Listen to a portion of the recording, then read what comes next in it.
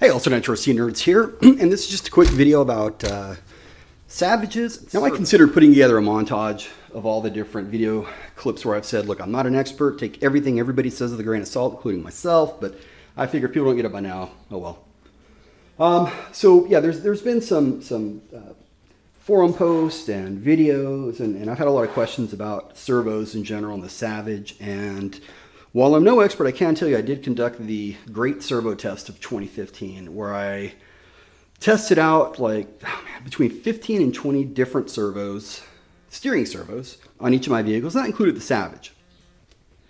The test was unscientific, really. I have to admit that. So what I did is I put the servo in, and I drove it around for a week, and I graded it.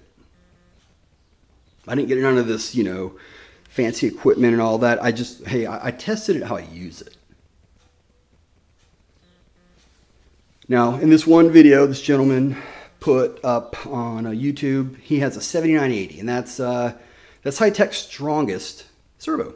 Has 500 ounces, at 6 volts, 500 ounces of torque, 0.20 seconds. He posted it up there and said, look how it moves the wheels like nothing. Well, I don't know, I disagree. It moves the wheels like, a servo that's I've got a servo that has 192 ounces of torque at 13 seconds. It moves it the same way, in my opinion. I mean, and I offered to show it to him because I'm thinking something's wrong. Something might not be right. Now, the servo he bought, again, cost like 170 bucks. That's expensive, guys. That's expensive. And I don't know about you, but if I paid that much on a servo and somebody posted it and go, hey, look at this. I got this one for 45 bucks. And it did the same thing. I'd be feeling kind of, I don't know, I wouldn't like it either. But I'm not doing it for him. It's too late for this guy. I'm doing it for other people. All right? Now, he can say he's got the best of the best. That's it. You've seen the guy with the $4,000 Savage, right? He approached the hobby that way. He doesn't give a fuck what it is. He's coming in to buy the best of what people say. So in other words, I know what I think is the best because I've tested the servos. I'm basing what I consider to be the best off of actual experience, not off of what people told me, or not off of how it looks on paper. Again, that's just me. So what are the specs that I would recommend? Well, without going into all the gory details, and I have all this on video if you guys want to see it. The way I judge it is from stock. From stock, where do you notice a difference? And my results were, I think, you need at least 200 ounces of torque, and it has to be within 0.15 seconds. You're not going to notice any difference if you get a servo that's slower than 0.15 seconds. That's my opinion. No, I mean, you will from stock, but once you kind of get up there, that's the minimum by far. Now, I used to think torque is all you need. That's what this gentleman said. Oh, I don't care. All I want is torque. Well, look, I got torque too, right? So, I mean, I got servos that rock 630 ounces of torque at 0.11 seconds. I got this one here I'm about to put in. I don't know what this is. This is, I think, 480 at 0.08, something like this. Yeah, I got torque too, But torque is not what moves these damn wheels. It's torque and speed, i.e. power. That's what I like, is power. Torque is useless without speed, and vice versa. I mean, yeah, the wheels turn, okay, well, yeah, but don't you want to turn quickly? That's just me. Now, so from stock, 200 ounces, 0.15 seconds. You get those for $45, $50. You're in that price range. Now, I don't mean $199 at 0.15 seconds or 200 at 0.16. That's the baseline right there. Again, just me. I could not tell a difference. To take it further, I bought $8 servos that had, lower specs than stock. Same thing, couldn't tell a difference. So you have to kind of think through it like that. And then from there, what I did is, what are the jumps where I notice a difference? I compared one to the previous, and at what point do I notice a difference from the previous? Because that's how I view it. I mean, look, I'm not in this hobby to tell people, hey, I got the best of the best. I got this and that, I got this. I'm in the hobby to make sure that I spend my money wisely and then I get down. And the way I get down is making sure that I spend my money wisely. So, you know, I don't know why it is, but for whatever reason, this little study I did, a lot of people get really bent out of shape. I guess it's because I know, you know, again, if I bought a servo that costs 170 bucks and put it out there on YouTube and someone said, well, that's all fine and dandy, brother man, but I've got one that I spent 50 bucks on, looks the same to me, you know, and offer to show it and whatever you want to see. I probably wouldn't like it either, but I guess, you know, as I said, I'm not doing it for him. I'm doing it for you guys that are on the market. I don't know why people get really upset. To me, you know, I did it for myself. I didn't do it I thought, well, I'll share it. And I started the test really because what happened, my neighbor got a, like that Hitec 565 or whatever, that cheap one that's like 35 bucks. I told him what to get. And he went to the hobby shop and the hobby guy talked to him and no, Hitec's better or whatever. So I put it on for my neighbor and I mean, I'll bring him on camera. He couldn't tell the difference. He was like, no, you didn't put it on there. I said, I did. I'm telling you. And I said, and I gave him the one that I meant to tell him, which was a ProTech 100T. So anyways, so that's that, all right? As far as throttle, that's a whole nother conversation. Throttle, man, again, I'm willing to bet that if I put stock versus one that is 200 ounces of torque at 0.10 seconds, I wouldn't notice a difference. Stock is only as good as your link setup. Again, that's a whole nother, but anyways, as far as servos, look, a few things. Make sure you don't upgrade just to upgrade. Make sure if you do it, you know what you want. Leverage what people can tell you. I mean, I have no vested interest either way. I don't care what servos you guys buy. You know, I can't come to your house and say, oh, here it is, man, try it out for yourself. All I can do is show you. And I'm happy to do that because I tell you what, for every guy that gets, you know, for whatever odd reason, gets upset about this test or gets real shitty about it, there's 100 guys who are like, thank you, thank you, thank you. I think companies themselves should do this. I think companies themselves should show videos of their servos in action. It did surprise me, though, on the servo I selected for this. Because I really thought, I got that servo at 630 ounces of torque for this bad boy right here. But you know what? It was overkill. I couldn't tell the difference from a level. So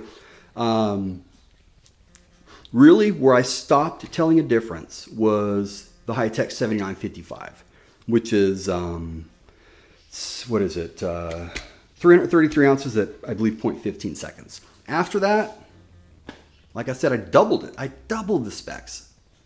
I just couldn't tell a difference. I mean, you reach it, you know, it's only going to turn so fast and so strongly. You know, I mean, we're talking about driving in grass, driving in mud, all the different surfaces.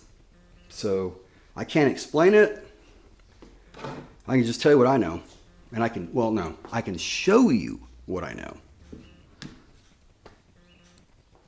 On my 810 here, I rock a servo that has 260 ounces of torque at 0.05 seconds. That's fast. In fact, here's what I learned. Your hand can only, it moves as fast as your hand. And your hand can only move so fast. Think about that. All right, so that's going to be it. I appreciate everyone listening, and I'm sure there's going to be a lot of questions you have on the servos. I don't have like I've got clips of videos. You can look around. And if there's one in particular you guys want to see on the Savage, or really any vehicle, let me know. Understand, I'm not going to do it I'm only going to do it if you're interested, i.e. you're looking to purchase it or something. I'm not going to do it to prove a point, just because I really, why would I even do that? I mean, you know, I was going to show this one guy because I was sincere. I thought that, you know, hey, you want a little help or whatever. Now, looking at his throttle servo, that's slow too, so it's his battery, I think. But anyways, just understand that this hobby is about running your vehicles, having a good time with it, and not having the best parts. And if you get new parts, understand why. It's not difficult. Know why you're getting something. Don't get stuff just to get stuff. Don't get stuff just because on paper it's supposed to be the best so you can impress everybody. Because you don't impress people here on the bench. Now, definitely one thing to consider when it comes to servos is high voltage versus standard digital. So what that means is the high voltage ones, you can use a life pack or a lipo pack. And what you don't want to do, in my opinion at least, is get a high voltage servo and use an NMIH or an NICD, the 6-volt battery, because you're wasting a lot. I didn't think it was going to be that big of a difference. So right now what I've done is I put a NIMH in here, and I've got 2 high voltage batteries. See if you guys are able to see it.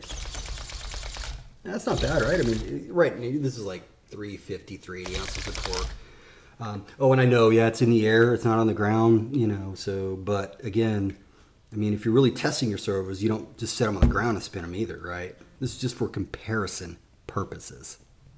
Got it? Comparison purposes. All right, now we got that. And as far as this right here, let's see if you guys can even see that. I bet you can. For those of you that still don't get it. Yeah, it's no problem, brother. Anywho, all right, here we go.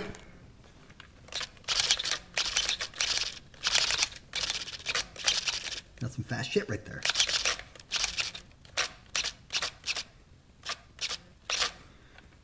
Now, let's put a lipo on there. Let's see if there's a difference. All right, here we go now with the lipo. Yeah. Again, for those that, for whatever reason, it's in there. I don't know. I wonder if it's got enough torque. Let's see. Huh.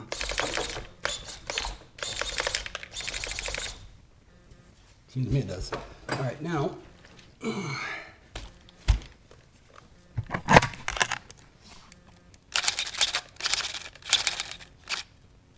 Man, I'm just my finger like trembling on it. Just moving that. There we go. Let's do it like I can really. Man, you guys aren't seeing that, I don't think. This is how you want to get it right here. That is what's up. All right. And these aren't, I mean, these aren't my big boys, but that's 0.05 seconds, 260. This right here is probably 380, maybe 400 ounces of torque, 0.11, 0.10, maybe 0.9. I don't know. It's enough. Oh, but I'm not using big ass tires either, huh? Okay, well.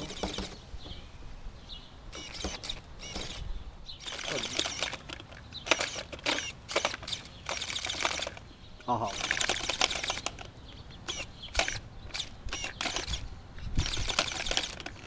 I'll holler. That's the dumbest thing I've ever seen in my... Hey, if you do that, you're kicked out of the cool club. To that end, let's do a quick bonus unboxing. First, I have some Mugen medium rate springs. Now, it's interesting. When I got these, I said to myself, man, those look... But they're actually the ones that I was thinking of for the Hyper 7. So now, because I'll tell you why I get certain things, there's a reason. And that is because these right here are actually going to be for my Savage. Now, before any of you go out and buy these or think of this, you have to understand what I'm doing. I'm spring balancing my Savage. And if you've ever spring balanced or know about it, you understand it requires a lot of different springs to get it right. A lot of different springs of each rate type as well.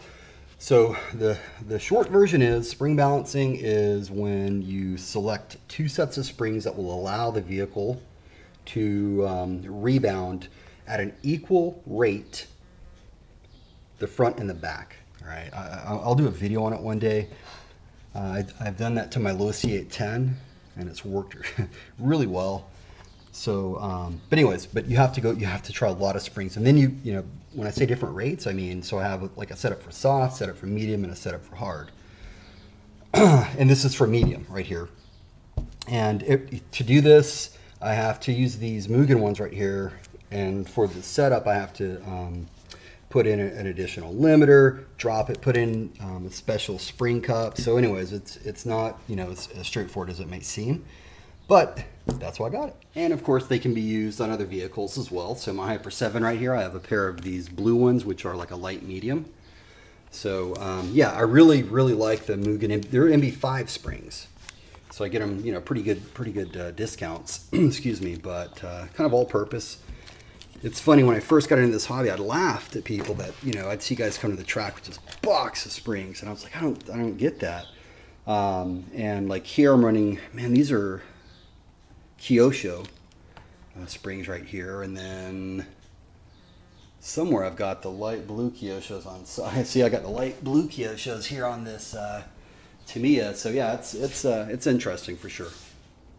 I loves me some springs, because like I said, you get your vehicle spring balanced, it's hard. It takes a long time, but I have definitely, because I know this vehicle like a son of a bitch, and I've gotten to know that it helps. And I don't mind telling you, these feel really nice. Definitely. Much better than the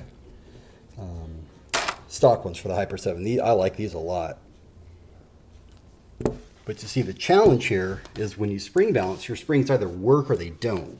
I mean, you get them as close as possible, but what I'm going to use are these with potentially those light blue ones, and hopefully, again, I can get the equal rebound. If anybody's interested, I'll do a video on it. And then the final thing, only two things. I got something called RC blood from 110% RC. Actually, it's something I saw Ty Tessman use, excuse me, in one of his videos. And it's like associated silicone grease, maybe. You can use it for your pinion, ring gear. You can use it for, it's just grease, basically. Also, what I'm going to use it specifically for are the CVDs in my Losi 810 and inside of the Tamiya 1XT. The thing is, what I need to do is get some boots for it, though. I've never tried grease or RC blood inside of CVDs, but man, I don't know, it sounds nice. It sounds damn nice. Plus, with a name like this, how can you go wrong? And for what it's worth, today I use Greasa bearings, basically bearing grease. Works well. The only thing I don't like about it smells like a son of a bitch. I mean, I can literally smell it even when I'm running the vehicles. I just don't like that. As a second bonus, here's a trailer to tomorrow's video, or preview, I guess. We did the Guess the Engine on the F4.6. Now we're going to do Guess the Pipe on the F4.6. And I thought I would do it with a high-speed pipe, medium transition pipe, mid-range, and a low-end pipe, a torque pipe. So we've got the Dynamite 086. Now if you want, I could throw on the Nova OC 9886 or the Offno 86, whatever, but let's try that one. An Offno 053, and then a Works 2013. So, I mean, in my opinion, this is my favorite high-end, high-speed pipe, my favorite mid-range, and this is my favorite torque pipe. See if you can get it. Because if you listen to some of these cats that, you know, they have only owned one pipe or something before, I put this on, I should go 500 mile an hour. I put this on, it should be so smooth I don't want to hear the engine. And then I put this on to where I'm doing like 5 backflips every time I hit the throttle. Seriously, guys. These things right here, they make a difference for sure. Pipes make a hell of a difference. But just because it's high speed doesn't mean you're going to go faster. Just because it's mid-range means you're going to clean it out smoothly. Just because it's a torque pipe doesn't mean, you know, that you're going to wheelie your buggy. That's not what it's about. It's about augmenting it. So I'm putting a high-speed pipe on an engine that RPMs. Get it? Etc. Plus, in tomorrow's video, I'll do another bonus unboxing, and I'll give you a hint. It's going to be for something on my Savage that I've wanted to do since the day I got it. And I've stuck with it for what, 12, 13 gallons, something like that.